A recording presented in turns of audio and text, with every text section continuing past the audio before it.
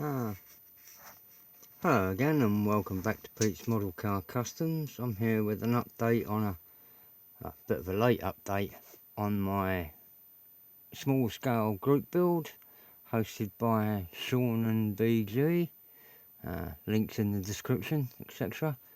I am a bit late on that. My health's been haggling me again. Also, the missing parts on this have been rather a test of what I can make and that, so that's been interesting as well. It's taken me a bit more time than I thought it would do to make. It's an amazingly intricate kit. Really enjoying doing it, but it is a test. It really is.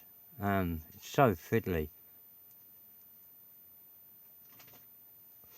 And the scratch building parts this small was quite a challenge too. And I've still got a few more odds and sods on the suspension to build.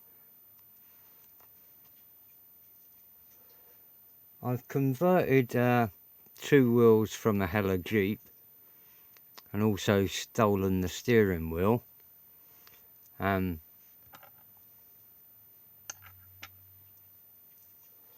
the steering wheel, actually, I've just finished a switch gear I've made. If I don't know whether bringing any, oh god, even picking it up, I mean, will bringing this up do anything?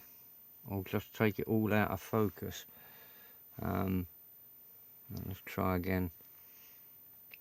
Will it zoom down? Now that might help.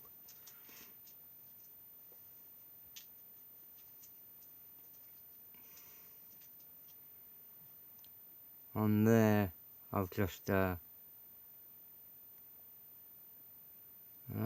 going to stay stuck to that bloody writing, isn't it?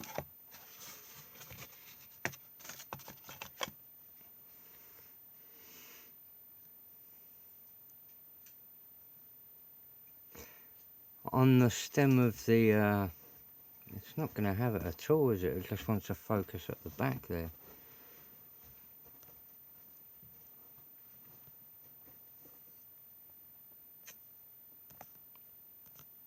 So let's try again. No.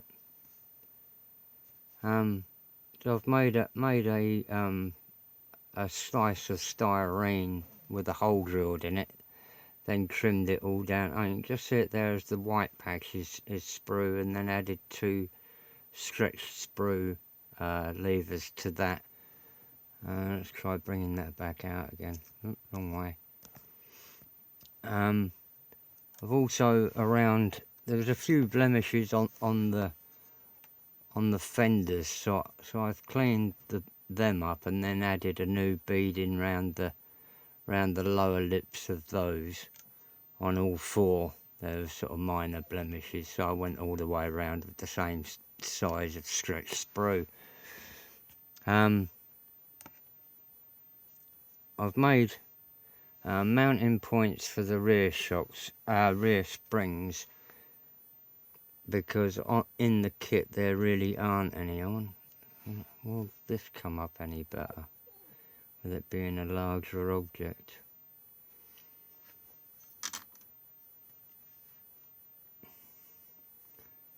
If you can just see there, it's got that, hasn't it? And then new upper A-arms. And I drilled through the centre of some stubs off the Jeep chassis. That's good seeing it in shadow, really.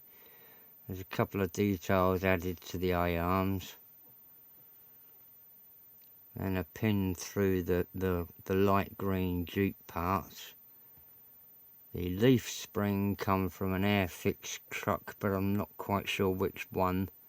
So I've got a bag of bits. No, it doesn't like that, does it?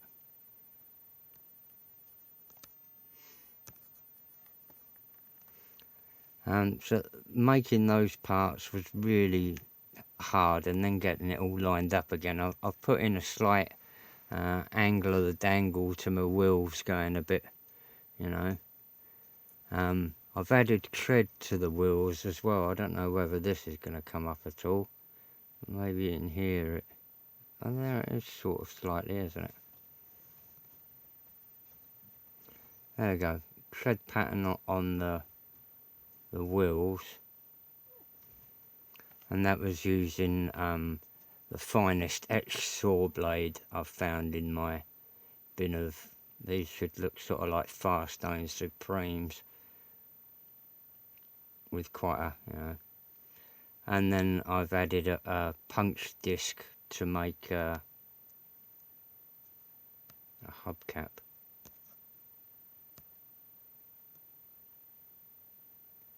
In the centre of that wheel. Where are we? 5 minutes.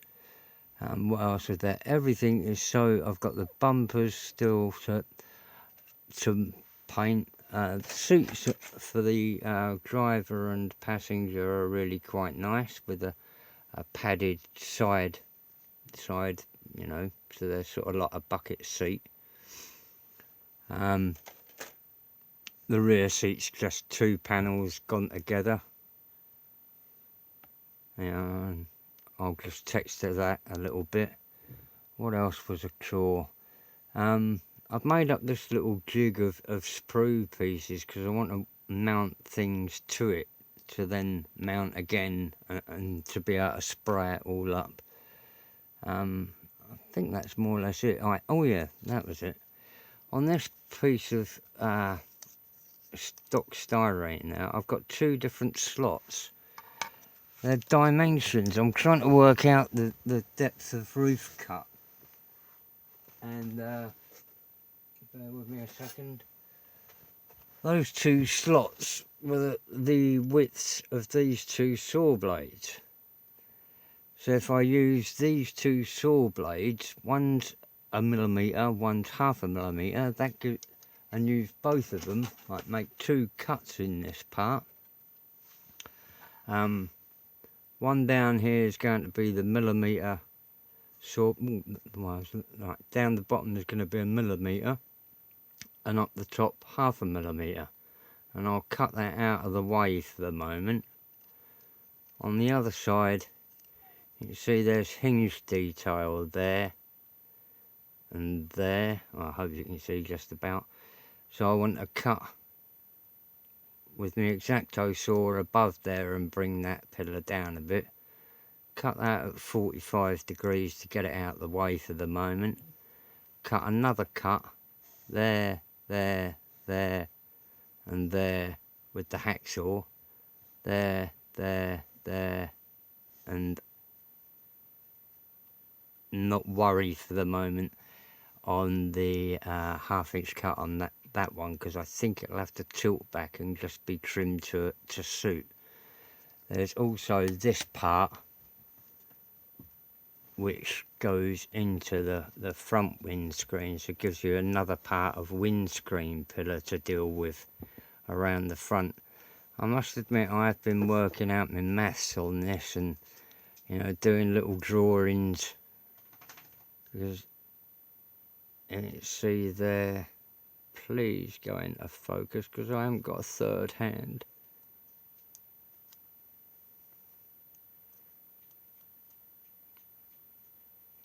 So that will have to be taken in. The back door is a slab, so I'll take out the X-Acto cut at the top and the hacksaw cut at the bottom. Although the way that is, I might do that a different way around. I'm not quite sure yet. I'll wait till I actually have the saw in my hand and everything laid out to do it. Trying to replace parts of this sort of size is incredibly challenging. But anyway, that's it for the update on the small scale group build. Sorry I'm late doing it again. I'm still behind on the Eye Gone Wild, and felt like doing that sort of fight. I've got some ideas for the Eye, but I haven't felt well enough yet to do them. I found an old Matchbox base in my junk, so I've resurfaced that to give me a beach setting for this little woodie. I mean, everything is absolutely minuscule. Great fun. Bye for now. Best wishes from jolly old England. Bye.